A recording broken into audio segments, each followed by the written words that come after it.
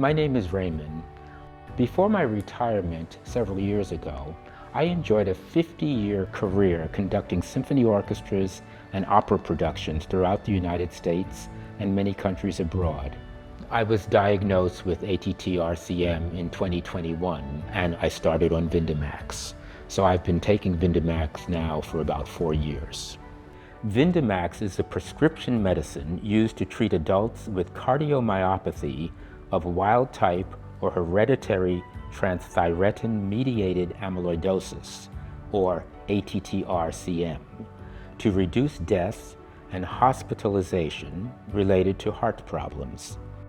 Vyndamax slows the breakdown and buildup of dangerous deposits, which can help to slow the progression of ATTR-CM. Since I've started taking Vyndamax, I really haven't had to change anything in my way of life. It's 1 pill a day. I am still doing my best to eat well, to exercise, but also to enjoy things, to enjoy making music, to enjoy making art, to make sure I have time with my friends. I plan to continue taking Vyndamax as recommended by my doctor.